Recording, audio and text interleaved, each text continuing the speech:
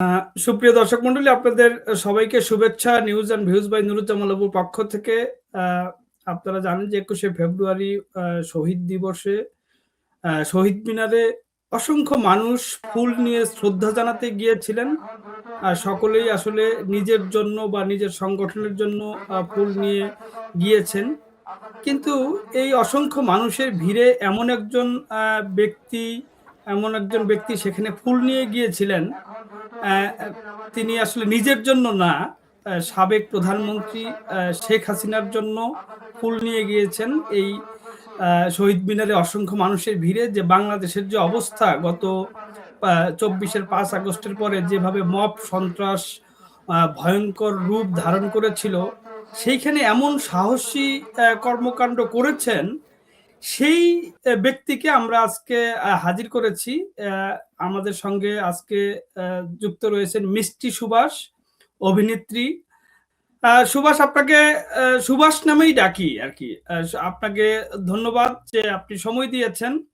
প্রথমেই একটা বিষয় জানতে চাই যে আপনার যে এই ফুল নিয়ে যাওয়ার ঘটনাটা, ভিডিওটা আসলে ব্যাপকভাবে ভাইরাল হয়েছে।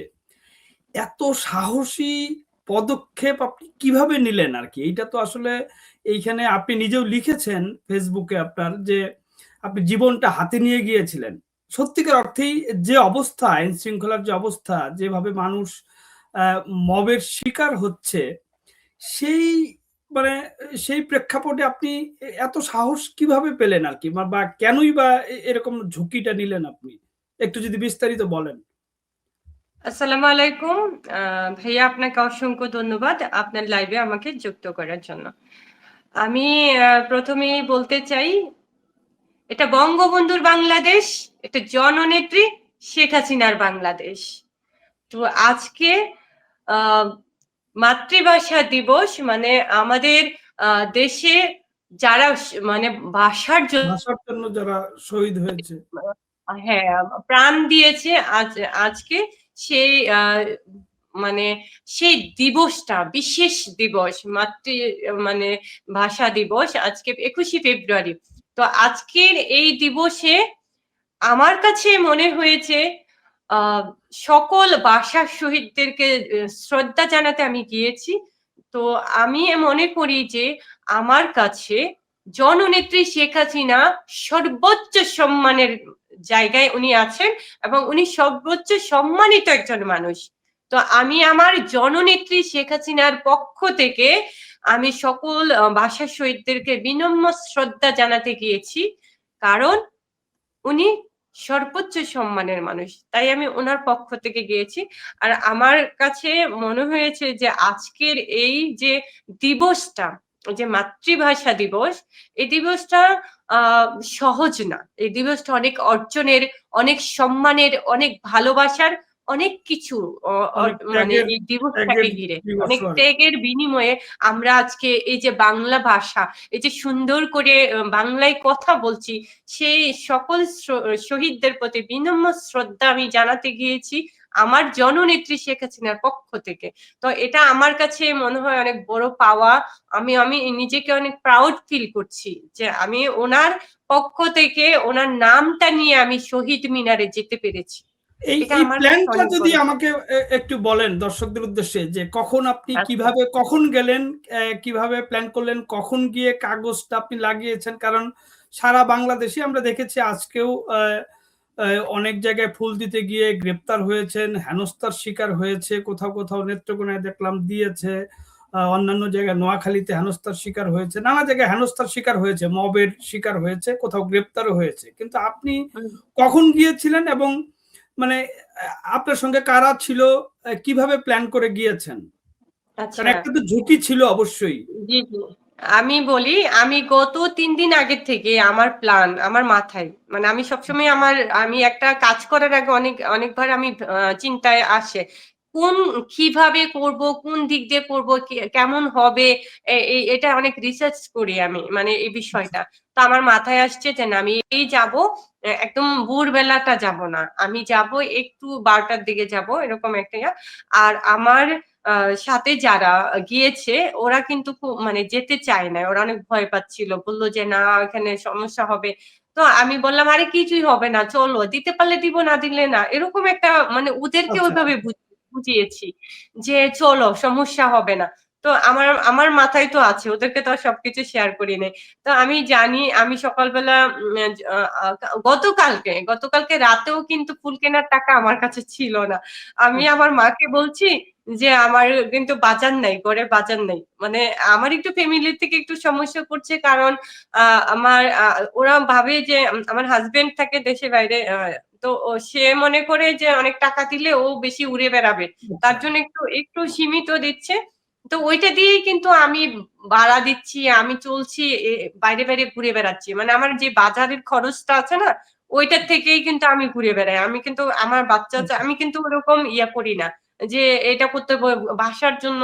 আমার শুধু একটাই মানে আমার মাথায় ইয়া করে যে কখন কোথায় যাব, কখন কোথায় গিয়ে নেত্রীর নাম বলবো, কোথায় যে কথা বললে ভাল লাগে, মানে একটা পজিটিভ দিক আসবে, আমি এইভাবে চিন্তা করি প্রথম থেকেই।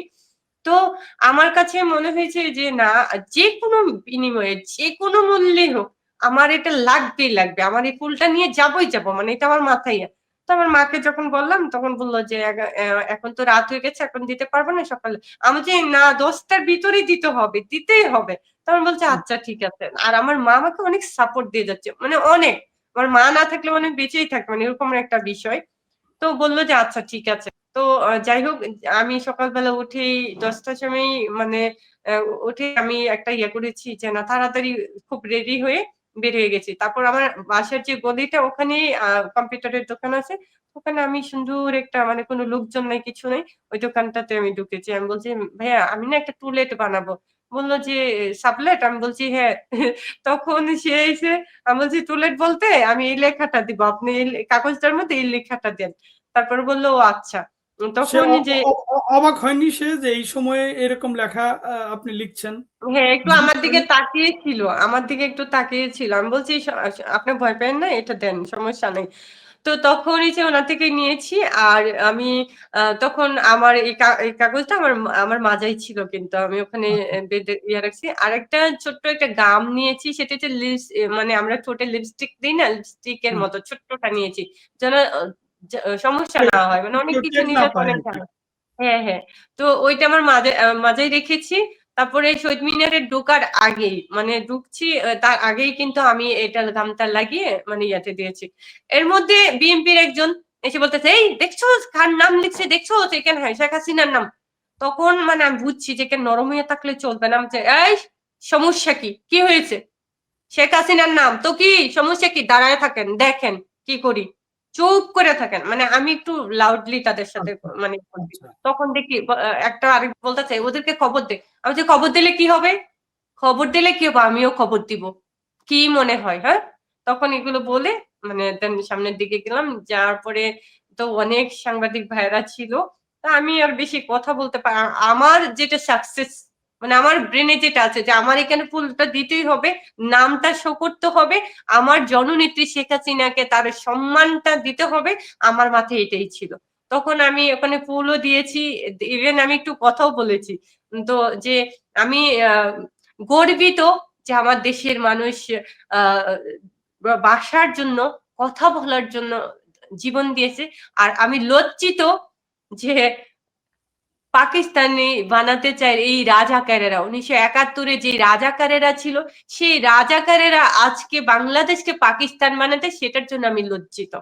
মানে এভাবে আমি হ্যাঁ। একটু কথা এখন আমার পাশে যারা ছিল, ওরা তো ভয়ে দুইজন পিছিয়ে চলে গেছে, দূরে চলে গেছে। আর দুইজন আমাকে মানে 2 হাত ধরে টেনে হিস্ট্রেনে নিয়ে আসতেছে, আপু চলেন, আপু চলেন।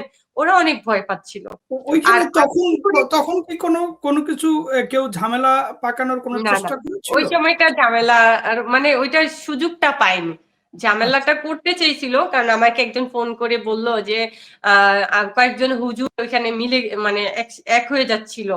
তো তারা, আমি সেই সুযোগটা দিব না। মানে আমি অনেক ক্যালকুলেশন করে কাজ করি। আমি আমি যখন একটা কাজ করি তখন আমি বুঝি যে আমি যখন জয় বাংলা স্লোগান দিয়ে রাস্তায় যখন জয় বাংলা বলি, আমি জানি নির্দিষ্ট একটা জায়গায় পুলিশ থাকে, তারপরে কিন্তু আর থাকে না। তো আমি ওই মাঝখানে ওইটা চলতি পথে আমি জয় বাংলা বলি, মানে আমি একটু ক্যালকুলেশন করে কাজ করি।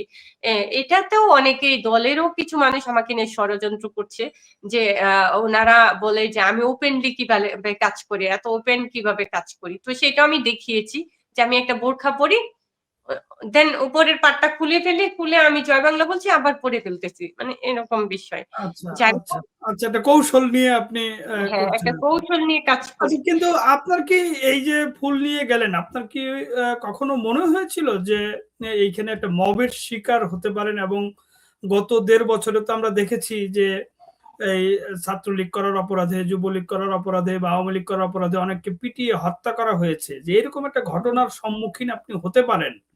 মানে এত হ্যাঁ, ভিড়, এত ক্রাউড এর মধ্যে আপনি গিয়েছেন, সেখানে এটা এরকম আমার অ্যাটাক মাথায় কেউ ছিল। করতে পারে? হুম। হ্যাঁ, আচ্ছা, আমি জেনেছি যে এরকম কিছু হতে পারে। আমি এটাও জানি যে আমাকে পুলিশ ধরতে পারে। আমার ব্যাগে আমি একটা ফেস ওয়াশ নিয়েছি, একটা মানে একটা ক্রিম নিয়েছি, যে নাইট ক্রিম, যে আমাকে ধরলে অন্তত ৪-৫ দিন আমাকে ডিবি অফিসে মানে ডিবি ইয়াতে রাখবে। তো আমি জানি যে আমাকে ধরতে পারে। মানে ওইটা ভেবেই কিন্তু আমি গিয়েছি। মানে এটা একটা প্রিপারেশন নিয়ে মজার, আপনার গিয়েছিলেন। কাছে মনে হবে। আমি আচ্ছা, কিন্তু ওইগুলো নিয়েছি ব্যাগে করে, যে আমাকে আজকে অ্যারেস্ট করতে পারে। আমি ওইটা ভেবেই আমি বের হই, যে আমাকে আজকে মব সৃষ্টি করতে হবে আমার সাথে, আমাকে অ্যারেস্ট করতে পারে, আমাকে একবারে দুনিয়া থেকে বিদায়ই করে দিতে পারে, আমার একবারেই মেরে ফেলতে পারে। ওইগুলা মাথায় নিয়েই কিন্তু আমি রাস্তায় বের হই। আমি যখন আমার নেত্রীর জন্য, আমার জননেত্রী শেখ হাসিনার জন্য যখন আমি কথা বলতে যাই, এগুলো আমার মাথায় থাকে যে আমার সাথে এরকম কিছু ঘটনা ঘটতে পারে। ওটা, এটা ভেবেই আমি কিন্তু রাস্তায় নামি। আচ্ছা, এর আগেও আপনি সম্ভবত ধানমন্ডি ৩২ এ ফুল দিতে গিয়ে আপনাকে পুলিশ সম্ভবত আটক করেছিল। ১ বার কি ২ বার আটক করেছিল আরকি। হ্যাঁ, সেইটা যদি ২ একটু বার অ্যারেস্ট সংক্ষেপে হয়েছি। সংক্ষেপে বলেন আরকি, যে কোন ঘটনাগুলোতে আপনাকে আটক করেছিল? আচ্ছা। ২০০০ আমি তো কোনো রাজনীতির সাথে সেভাবে যুক্ত ছিলাম না। মানে বঙ্গমাতার সাংস্কৃতিক জোটে ছিলাম, বঙ্গবন্ধুর সাংস্কৃতিক জোটে, কিন্তু কোনো পদে বা কোনো ওইভাবে না। মানে উনাদের অনুষ্ঠানগুলো হলে মানে আমার ভাল লাগতো, যেহেতু আমি নেত্রীকে ভালোবাসি। আচ্ছা, আর উনাকে ভালোবাসি ছোটবেলার থেকে। কারণ আমার বাবা একজন বীর মুক্তিযোদ্ধা, আমার নানা শহীদ মুক্তিযোদ্ধা। তো ওই জায়গা থেকে আমি উনাকে অনেক ভালোবাসি। মুক্তিযুদ্ধের চেতনাকে বিশ্বাস করি, আচ্ছা। ভালোবাসি। বঙ্গবন্ধুকে হুম, আ মানে ভিতরে লালন করি, ওনার আদর্শকে। তো সেই জায়গা থেকে জননেত্রী শেখ হাসিনাকে ভালোবাসি। তো ৫ আগস্ট যেদিন, ৫ আগস্টে আমার কাছে মনে হয়েছিল যে আমার পৃথিবী অন্ধকার হয়ে গেছে। আমি আর স্বাভাবিক জীবনে ফিরে আসতে পারবো না। আমার একটা অঙ্গ নাই। মানে এই ফিলটা আচ্ছা, হয়েছিল। মানে আমি শেষ। আমার জীবনটা এমনই হয়ে গেছে। কিন্তু ৪ তারিখও তো আমি জানি না উনাকে আমি এত ভালোবাসি। ভালোবাসি। তবে এতটা ভালোবাসি উনার প্রতি আচ্ছা, এতটা আ মানে ভিতরটা শেষ হয়ে যাবে, আমি অস্থির হয়ে যাব, এটা আমার মাথায় ছিল না। তবে উনি যেদিন চলে যায়, ওই মুহূর্তে আমি প্রতিজ্ঞা করেছিলাম, বাংলাদেশের একজন মানুষও যদি উনার পক্ষে কথা না বলে, আমি একাই বলব, বাংলাদেশের একজন মানুষও যদি জননেত্রী শেখ হাসিনাকে নিয়ে রাজপথে না নামে, আমি একাই নামবো। এই প্রতিজ্ঞাটা আমার সেই শুরু থেকে ছিল। তো ওইটা রেশ ধরে আমি সামনের দিকে এগিয়ে যাচ্ছি। আমি কাজ করছি। আমি আমার মতো। আমি কিন্তু কোন নেতাকে চিনি না। যেহেতু আমি রাজনীতি করি না। হ্যাঁ, আমি হ্যাঁ, কোন হ্যাঁ, নেতা হুম, চিনি না, আমি কোন নেত্রী চিনি না, আমি কাউকে চিনি না। আর আমি সাথে আমার যোগাযোগও হয় না। ওইভাবে আমি ওইভাবে চিনিও না কাউকে। আমি যোগাযোগ হয় না। আমি আমার মতো করে কাজ করছি। আমার কাছে মনে হয় যে উনাকে নিয়ে একটা জয় বাংলা স্লোগান দিলে মানে আরো ১০ জন কিন্তু জয় বাংলা স্লোগান দেয়। আরো ১০ জন খুশি হয়। আরো ৪ জন আমাকে ফোন করে বলে, ১০ জন, যে আপু আপনার ভিডিও দেখে মনে হয় এখনই রাজপথে নেমে যায় অন্য মেয়েরা। মানে যারা জীবনে আচ্ছা, রাজনীতি করে নাই। হুম, ওনারা কিন্তু আমাকে ফোন দেয় যে আপু জীবনে তো কোনোদিন রাজনীতি করি নাই, রাজনীতির সাথে যুক্ত নাই। কিন্তু আপনার ভিডিও দেখে মনে হয় যে এখনই রাজপথে নেমে যায়। আপু কবে কি হবে একটু বলেন না। আমি আপনার সাথে আসবো, আপনার সাথে কাজ করব, আপনার সাথে স্লোগান দিব। এভাবে বলে। তো ওই বিষয়গুলো আমার কাছে খুব মনে হয় যে না, আ ও এগুলো করতে হবে, বলতে হবে। যদি বলা হয়, বলাটা মানে আ পজিটিভ দিক আমি মনে করি, হ্যাঁ? তো এখানে দলের কিছু মানুষ আছে যারা কিনা আমাকে নিয়ে নেগেটিভ ছড়াচ্ছে। আমাকে বলে জামাত শিবিরের এজেন্ট, ও নয়তো ওপেনলি কিভাবে কথা বলে, কাজ করে কিভাবে। তবে আজকে আমি একটু এটাই বলতে চাই, এই রোজার দিনে এই সময়টা আমি বলতে চাই, যারা আমাকে নিয়ে ষড়যন্ত্র করছে, মিথ্যাচার করছে, তাদের প্রতি আমার একটা মানে আল্লাহ থেকে যেন তারা এই শাস্তিটুকু পেয়ে যায়, যারা আমাকে নিয়ে ষড়যন্ত্র করছে। তবে আমি এই মানুষটাকে প্রচন্ড রকমের ভালোবাসি, ওনাকে আমি আমার জীবনের চেয়ে বেশি ভালোবাসি। ওনাকে আমি আমার মা মনে করি, আর উনি আমার জননী।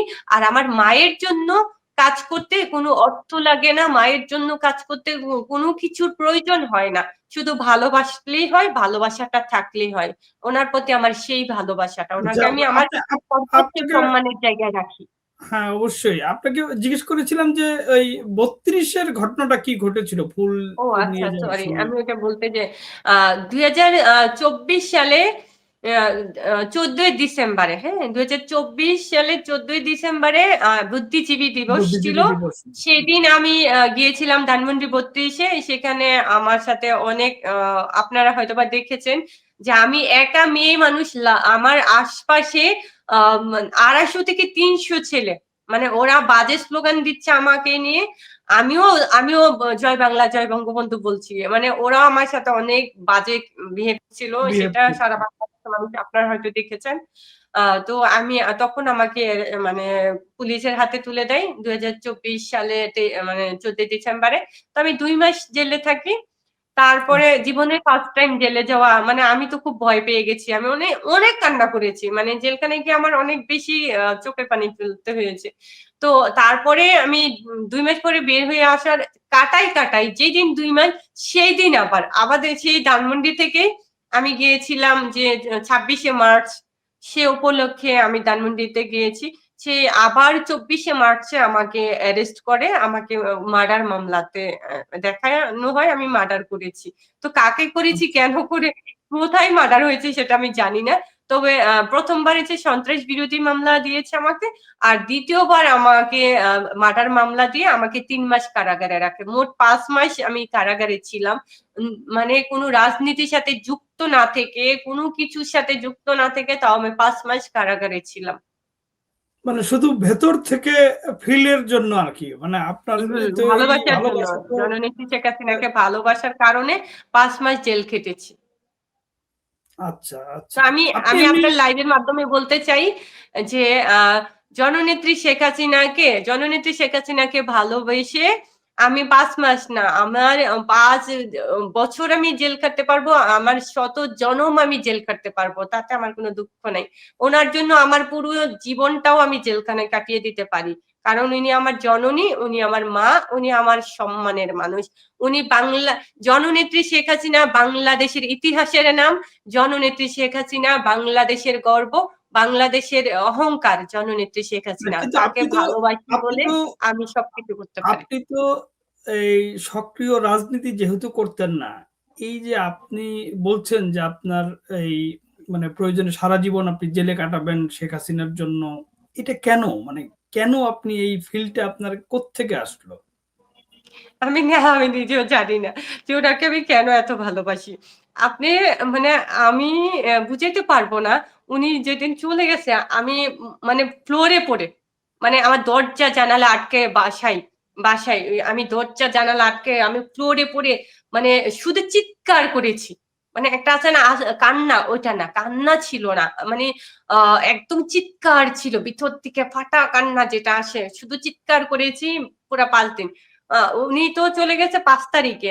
9 তারিখে যে আমি স্বাভাবিক, আমার কাছে মনে হচ্ছে আল্লাহ, এই কয়দিন তো আমি খাইনি, মানে এই কয়দিন আমি শাওয়ার নিইনি, মানে ওই তখন যে আমার মানে আমার সেন্স কাজ ফিরে এসেছে করেছে। যে হ্যাঁ, আমি আমি তো এই কদিন খাইনি, আমার চেহারাটা মানে খুবই বাজে অবস্থা। ওই একটু মানে শাওয়ার নিয়ে একটুখানি কি জানি আমি খেয়েছি আমার মনে নাই, খেয়ে আমি বের হয়ে যাই। ওই যে 9 তারিখে আমি রাজপথে আছি, আজ অব্দি আমি আছি। কিন্তু আপনি এই তবে যে ওনাকে ঝুঁকি কেন নিয়ে, এত ভালোবাসি আমি নিজেও জানি না। আপনি এই যে ঝুঁকি নিয়ে এই যে রাজনীতি না করেও দুটো মামলা খেয়েছেন, দুটো মামলাই কঠিন মামলা, একটা সন্ত্রাস বিরোধী আইনে, একটি হত্যা মামলা।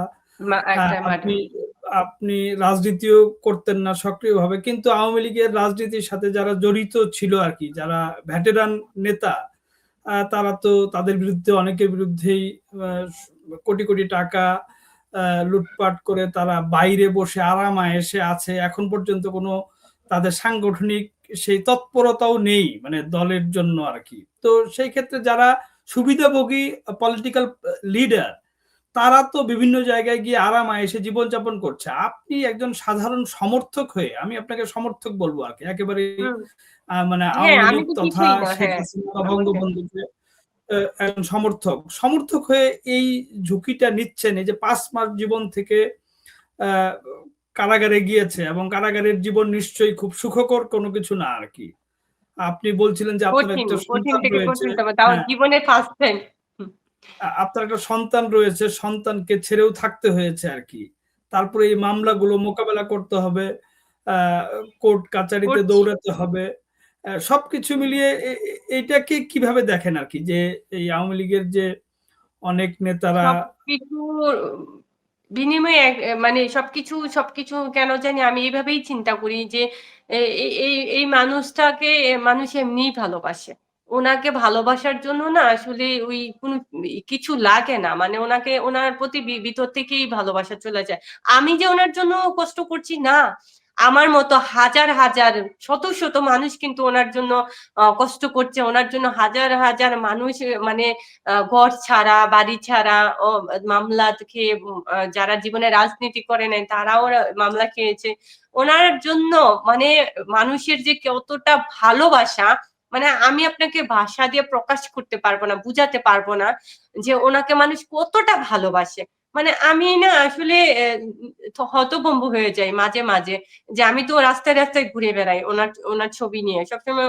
দেখেন এই ছবিটা কিন্তু একটু ছিঁড়ে গেছে, মানে ওই ব্যাগে থাকে।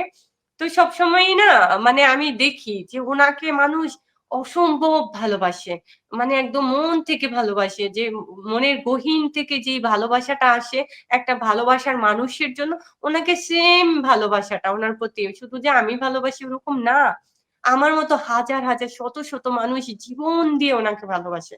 আমি এটা দেখেছি, কিন্তু উপলব্ধি করেছি। ওনার বিরুদ্ধে তো আদালতে রায় হয়েছে, ফাঁসির দণ্ড দিয়েছে উনি জুলাইয়ে। এগুলো যারা তো মিথ্যা। আপনিও জানেন, আমিও জানি, পুরো বাংলাদেশের মানুষ জানে, পুরো পৃথিবীর মানুষ জানে। ওনাকে যে মামলা দিয়েছে, ওনার প্রতি যে রায় দিয়েছে, সবগুলোই যে মিথ্যা, ষড়যন্ত্র, চক্রান্ত। এগুলো তো মানে এই বহিঃপ্রকাশটা আছে যে মানুষ ওনাকে কতটা ভালোবাসে, মানুষ কতটা ওনাকে সম্মান করে, কি পরিমাণে ওনার প্রতি যে মানুষের মানে যে বিশ্বাস যে উনি আসবে, খুব শীঘ্রই আসবে, মানুষের যে ভালো থাকা। আমি আমি আপনার এই লাইভের মাধ্যমে এইভাবেই বলতে চাই, জননেত্রী শেখ হাসিনা মানে গরিব দুঃখী মানুষের মুখের হাসি। জননেত্রী শেখ হাসিনা মানে বাংলাদেশের মানুষের ভালো লাগা। জননেত্রী শেখ হাসিনা মানে বাংলাদেশের মানুষের ভালো থাকা। মানে ওনাকে মানুষ অসম্ভব ভালোবাসে। বারবার কিন্তু এই একটা কথাই কিন্তু বলবো। এই যে জুলাই মাসে যে হত্যাকাণ্ড হয়েছে, অনেকে মারা গিয়েছে, এটাও তো সত্য আর কি। তাদের প্রতি আপনার কোনো সিম্প্যাথি আছে যারা মারা গিয়েছিল যারা এই মারা গিয়েছে জুলাইয়ের মধ্যে? অবশ্যই তাদের প্রতি আমার সমবেদনা আমি জানাই। কিন্তু আহ যারা কিনা ষড়যন্ত্র চক্রান্ত করে সাধারণ ছাত্রদেরকে এখানে মানে ইয়ে করেছে, যুক্ত করেছে তাদের চক্রান্তের মধ্যে, তো সেই জায়গাটা আমি কি বলবো বলেন? এটা তো একদমই ষড়যন্ত্র চক্রান্ত। এখানে আমি কিছু বলার নাই। এদের প্রতি ঘৃণা ছাড়া আর কোনো কিছু আছে না। আমি বলি আপনাকে, বাংলাদেশটা না, জননেত্রী শেখ হাসিনার বাংলাদেশটা না একটা চকচকা ফ্যাশনেবল একটা বাংলাদেশ ছিল। যে ফ্যাশনেবল জায়গাটা একদম নষ্ট করে ফেলেছে, মানে একদম শেষ করে ফেলেছে। ধরেন আমি কথার কথা, এই যে আমার বাসাটা চকচকা একটা বাসা, এই বাসাটা মনে করেন যে একটা বস্তি বাড়ি বানাইলে কেমন হয়, যে এই একটা বাসার মধ্যে আমরা 2 জন থাকি। তো এখানে যদি 100 জন থাকে, তাহলে 2 জনের জায়গাটাকে 100 জন নিতে পারবে? মানে ওইটা গ্যাদারিং হবে, মানে সবকিছু মিলে একবারে পচে যাবে, বিষয়টা হচ্ছে ওরকম। বাংলাদেশটা ওরকমই, যে বাংলাদেশটা ছিল চকচকা সুন্দর বাংলাদেশ। এই যে একটা মানুষ, সুৎখুর বলি আমি তাকে সম্মান দিয়ে কথা বলি না, ওই যে সুৎখুর ইনুস, তার মতো একটা ব্যক্তি, একটা বয়স্ক, একটা সিনিয়র মানুষ, সেই যে তার যে লোভ, এই লোভে কিন্তু এই জননেত্রী শেখ হাসিনাকে অসম্মানের করেছে, এবং এই লোভ থেকেই কিন্তু এই যে চক্রান্ত ষড়যন্ত্র মানে করেছে যারা, তাদের প্রতি আমার কোনো সিম্পিতি নাই, তাদের প্রতি কোনো কিছু নাই। যারা মারা গেছে তাদের প্রতি আমার একটা রাগ আসে ভিতর থেকে। তোমরা কেন এসেছো, কেন তোমরা কেন বুঝো নাই যে এত সুন্দর একটা দেশ, আমরা ভালো আছি, সেই ভালো থাকাটা কেন সহ্য হয়নি? আসলে কি মানে একটা কথা আছে না যে বাঙালি জাতি মানে এরা ভালো থাকে, সুখে থাকতে ভূতে কিলা, একটা কিন্তু প্রবাদ আছে যে প্রবাদ আছে। বিষয়টা ছিল ওইরকম, সুখে থাকতে তাদের ভাল লাগে নাই, এখন তারা দুঃখে আছে, তারা ভালো। দেখেন বাংলাদেশটা এখন ধ্বংস হয়ে গেছে, ধ্বংস করে ফেলেছে এই যে একটা নোংরা আমি চক্রান্ত ষড়যন্ত্র।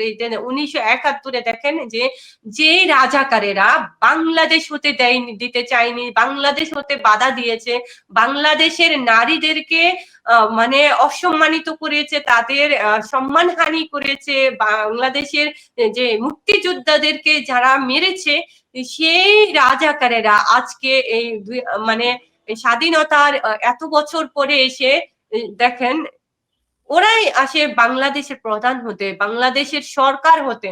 এই যে একটা নোংরামি, এই যে একটা মানে নাটকীয়তা, এই যে বর্বরতা, এগুলো আসলে ভাইয়া নেওয়া যায় না, এগুলো বলা মানে ওই ভাষাটাই খুঁজে পাই না আমি, যে তাদেরকে কোন ভাষায় কথা বললে তারা মানে বুঝবে, মানে ও সেই মানে ঘৃণা আসে। দেখেন জননেত্রী শেখ হাসিনা নাই বলে বাংলাদেশের কোনো নারীরা সুরক্ষিত না, উনি নাই বলে বাংলাদেশের কোনো মানুষ শান্তিতে নেই, জননেত্রী শেখ হাসিনা নাই বলে বাংলাদেশের মানুষ অশান্তিতে আছে, বাংলাদেশটা ধ্বংস হয়ে গেছে।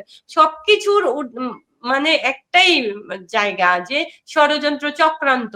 সেই রাজাকারদেরকে কি বলবো, রাজাকার, ওরা বাংলাদেশ বিরোধিতা করেছে, এখনো করে যাচ্ছে। দেখেন আপনারা যে আপনি দেখেন যে এই যে বাংলাদেশ পাকিস্তানে, আমরা কি পাকিস্তানে আমাদের দরকার নাই, আমাদের ভারতবাসী আছে, যেই ভারতবাসী 1971 থেকে আজকে পর্যন্ত আমাদেরকে সাপোর্ট দিয়ে যাচ্ছে, ভালোবাসা দিয়ে যাচ্ছে, আমরা সবকিছু, যে বঙ্গবন্ধু থেকে জননেত্রী শেখ হাসিনা পর্যন্ত তারা সাপোর্ট দিচ্ছে। এই ভারতবাসীকে আমি আপনার লাইভের মাধ্যমে বলতে চাই, বহুবার বলেছি, আবারও বলছি, ভারতবাসীকে যদি বাংলাদেশের সকল মানুষের শরীরের চামড়া কেটে যদি তাদের মানে পায়ের জুতা বানাই দেওয়া হয়, তারপরেও তাদের ঋণ আমরা শোধ করতে পারবো না।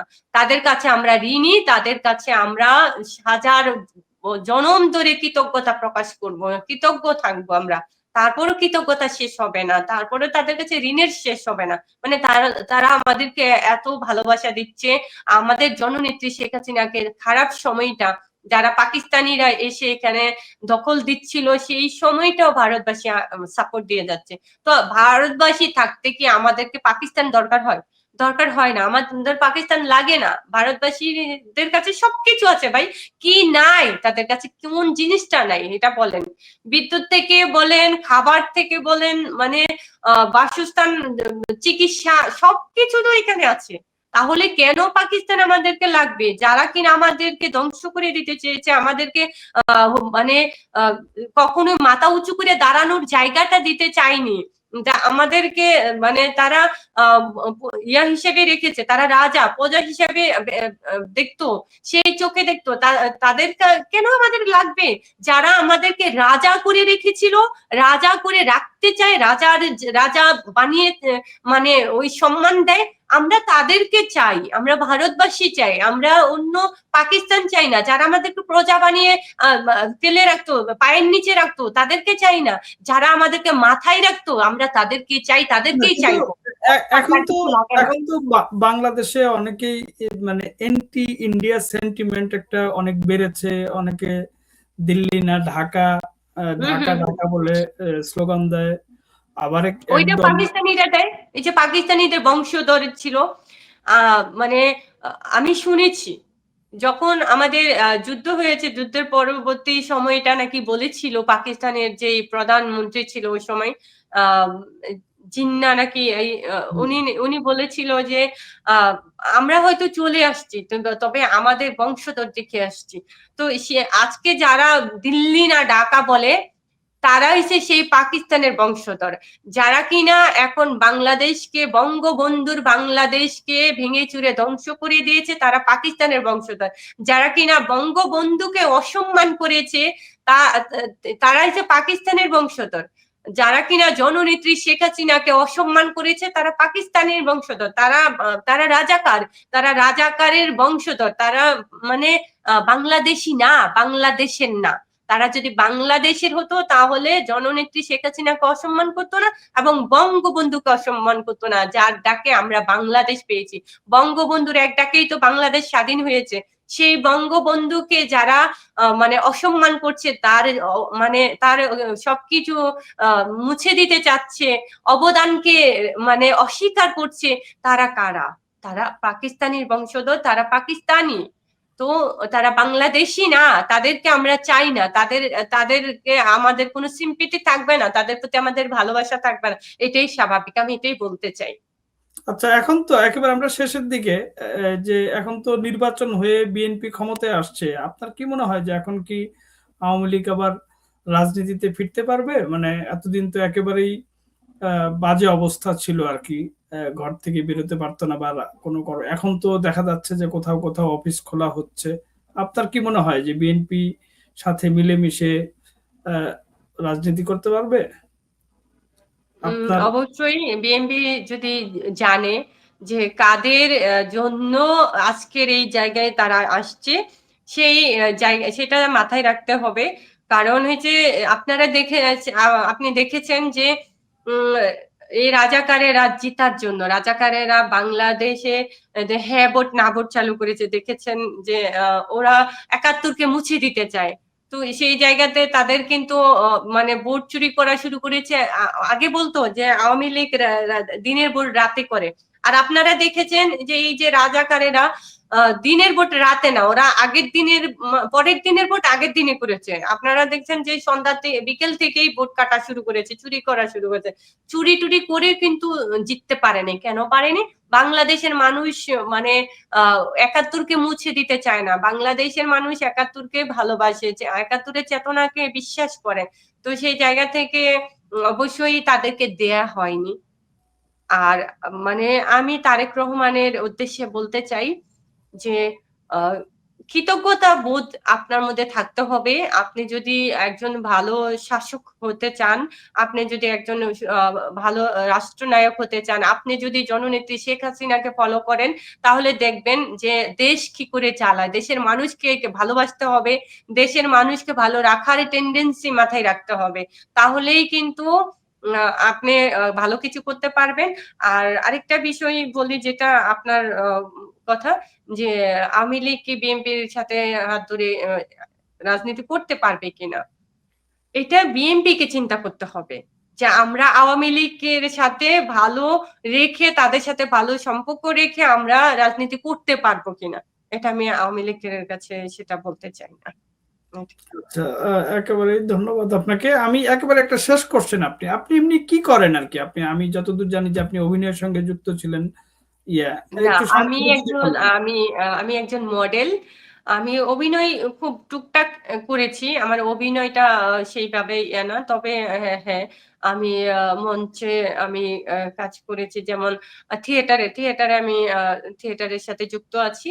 আর মূলত হচ্ছে আমি ফ্যাশন মডেলিং এর সাথে যুক্ত আছি। আমি র‍্যাম্প মডেলিং করি। আমি র‍্যাম্পে কাজ করতে আমার ভাল লাগে। আমি একজন মডেল। ধন্যবাদ মিষ্টি সুভাষ, আপনাকে সময় দেওয়ার জন্য এবং আপনার এই যে সাহসী মানে যে পদক্ষেপ আপনি নিয়েছেন সেটার জন্য ধন্যবাদ। ভালো থাকবেন।